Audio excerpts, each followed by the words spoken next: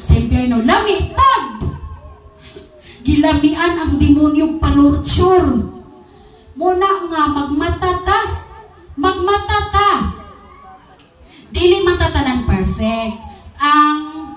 Ang gusto lang sa Ginoo is mangay tagtabang niya kay makasasala man gyud ta. So, sama ra gyapon na sa tiil nga kung laagan kay imong tiil, putla na lang na kaysa makasala ka. Kay daghan kay mandisko ron mga batanon, ganahan kay mandisko, ganahan kaayo mag-adto dito sa mga inom-inom sa barkada nga di maayo. Putlo na lang nato ang party sa atong lawas kung mao na hinungdan nga makasala ta kay nganuman katawuan ra ta sa demonyo mga igsuon. So naa dire nga kung masipyat ta ay shoot masipyat gid puta dito sa impyerno. Muna nga kung wala tay alama magbasa gid tag Biblia nga kung tapulan kita mobasa Biblia kay pilion nato ang drama. Kung tapulan kita mo ampo kay unahon nato ang Facebook luoy lang gid kay ta. Muna mangayo kita sa Ginoo kaalam. Mag-pray ta ni Lord nga Lord tagaay kog kaalam Lord sa pagkinabuhi aning kalibutan. Kontrolaha ko Lord. Kaya wag ko kabalo, aha ko padulong. Base ko padulong ko sa impyerno ba? Wag ko kabalo. Nagkinabuhi na day ko aning kalibutan nga happy. O enjoy. Napadulong na day ito sa kalaglagan. Muna ang atong prayer, i-bless sa Ginoo kung permente ta mag-pray nga kontrolahon ta niya.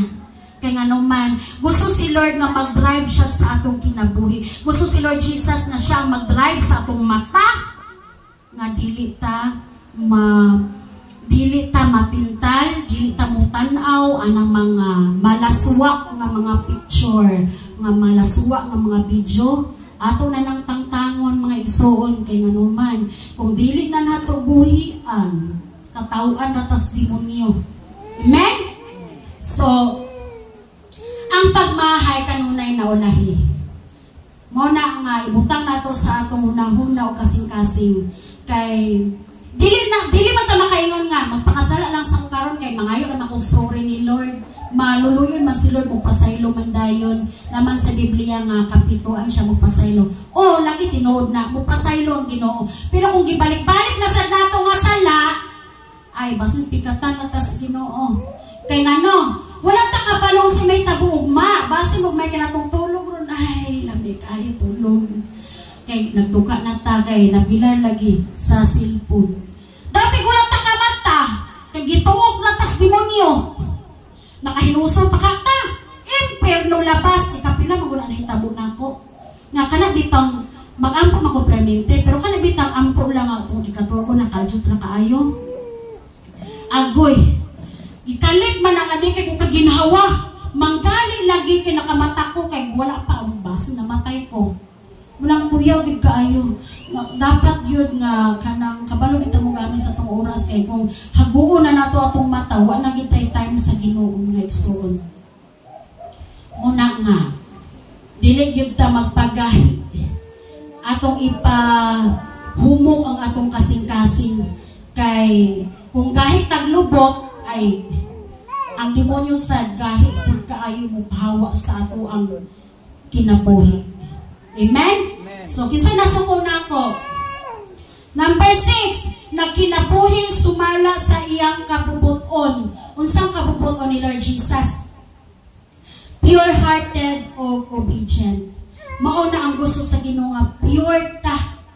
Na kung makasala lang tagamay hinusudin, Lord, pasilo ako, tabangi ko, Lord, di nga, di na ako mautro. Ingana. Kay, sa tinuod lang, tanan gyud ta, sulayan. Tanan gyud ta tintalon pero ang galang taong sa Ginoo is mangay makagtabang niya basin suluhon ni mo tentasyon ngayon na lang ka ay lamig man ang katanaan sa Ginoo is mangay makagtabang niya Lord tabangi ko nga dili ko matintal kay di ko gusto Lord nga makasala sa imong atubangan dahil obedient ato ang sundon kung unsa man ang mga sugo, mga pagpadayag sa Ginoo. Dili kay maingon lang ta nga nag-upay man ko, nag-tights man ko, ko, obedient ako nag-tithes na ko, nagsimba na ko, dili. Kay daghan klases sa pag-obey. Kay mukalit ra ang Ginoo og sugo sa to ang una-una.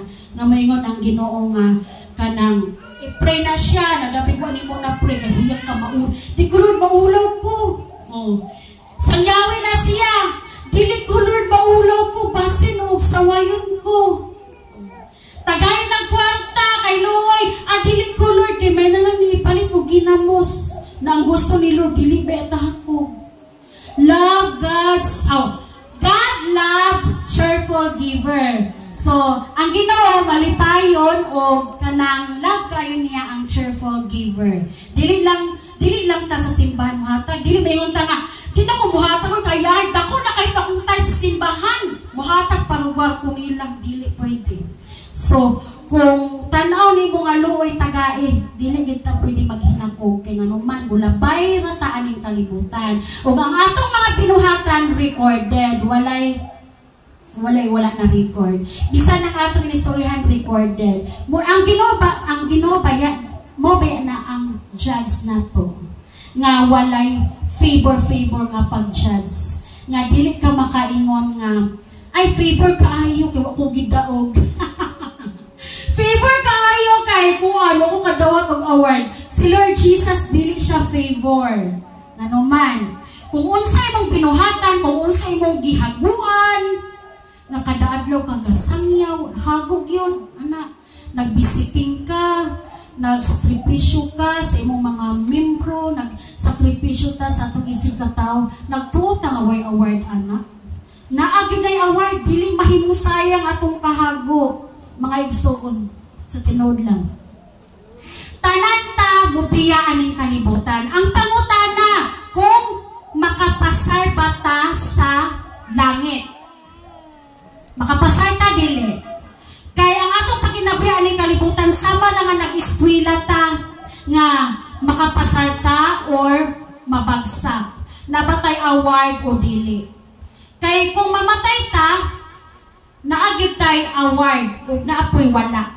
Kay katong gabi nga hago nga gasakripisyo tagaan gyud tong award sa Ginoo. Naapoy naluwas lang nga kana bitaw nagtinga nga nangaypasaylo sa Ginoo o maluwas magyud na kay maluluyon man gyud ang Ginoo nga makahinusol ka nga gatinga ka maluwas man gyud ka pirme. Pero ang pangutanag nata kay award, di ba?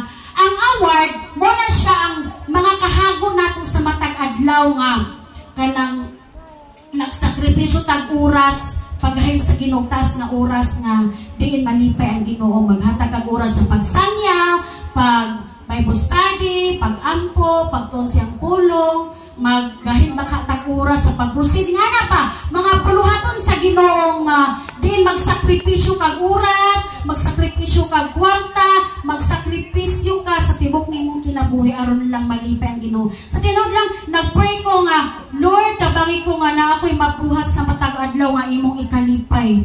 Then makahilak din ko. Matingala din ko kay anang adlaw na ako'y mabuhat, na ako'y masanyawan. Then magaan din akong dughan. Tubagon giday sa Ginoo, basta iyang kabubuton tubagon niya dito.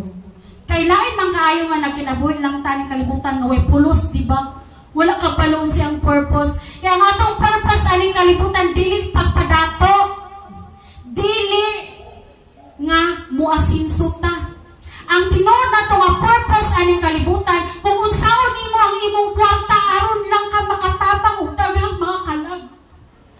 Mao na ang gusto sa Ginoo nga dili nato ihako ng kwarta.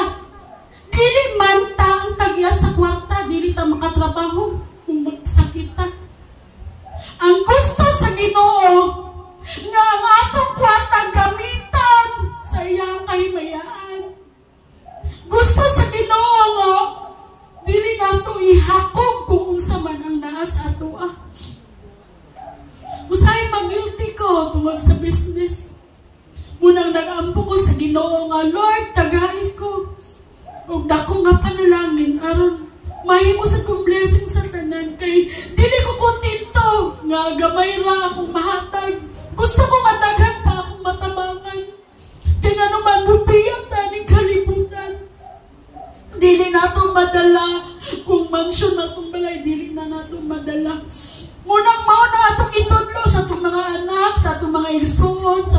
ana nga magkinabuhi ta aning kalibutan nga kabaluta sa atong purpose, kabaluta sa atong mission nga kanapitang dili ta mahadlok mamatay nga excited ta mo atubang sa Ginoo nga Lord natuman na nako ang imong gusto nga dili na ko maulang mo atubang nimo Lord kanay nga ana bitaw mao na ato ang iampo sa Ginoo nga sa matag adlaw natay mabuhat nga iyang ikalipay nga kung pwede pa lang kung mahimo lang kanabitang ihurot-hurot na lang nimo tanan para sa Ginoo mo na ko ang desire wala ko nagbinakaka mo na kong desire nga kanabitang ihurot-hurot nimo ana ko nga Lord tagay ko kasing-kasing tagay ko gasa nga malipay nga mo makatabang malipay nga muhatag nga kanabitang kanang makakaon lang ka at least ang imong kwarta na pahimutang sa kabubutong sa Ginoo kay dili gyud ang mahimo sayang mga igsoon kay importante gyud nga magtigom tagbahandi sa langit kay kung magtigom tagbahandi sa yuta mulabay ra lagi ta aning kalibutan kay ang tinuod nato puloy anan anaa sa ginharian sa langit muna ang uban mga kwartahan buhaton ang tanan aron lang mabuhi kay dili gusto biyaan ang bahandi pero kung ang atong bahandi tuwa sa langit excited kay ta Lord salamat hapit na ko mamatay mapuy-an na gyud na ako ang balay nga imong giandam sa ako ang award ako na gyud madawat ingana unta tanong kay usahay matabunan ta sa ambisyon ng kalibutan usahay maghinakog na ta kay gusto ta nga mudato lagi pero ang gusto ni Lord nga kung unsa man gali ang blessing nga moabot sa ato dapat ato nang buhaton nga malipay ang Ginoo para sa gimayaan nga kanapitang bahalag magkautang-utang ka bahala og makagasto kag dako nga kwarta basta lang daghang mga tao ang masangyawan basta lang nga daghang mga tao ang makadawat sa ngalan sa Ginoo ingana na siya kay kada birthday sa akong anak bahalag makagasto kog dako basta lang madasig ang iyang mga advisor ang iyang mga maestra ang mga classmate nga maka-appeal siyang birthday o sila maka-appeal sa pagsimba praise God kaayo kay nga gid na siya kada birthday sa akong anak mo nang daghan kay nagingon nga akong anak bless kaayo akong anak buutan daghan gyud nagingon kay nganuman kada birthday sa akong anak mo gasto kog dako para lang madasig ang tanan pa nga makasimba lang gyud bahalag makagasto ko makasimba lang gyud sila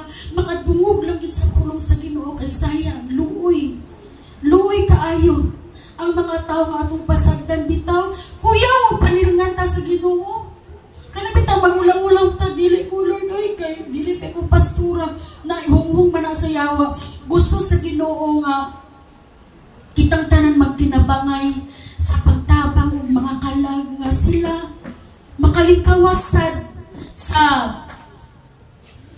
mga buhat sa yawa ning kalibutan amen so number 7 hapit na ko mahuman pagkakat-on sa matarong nga hukom sa Dios.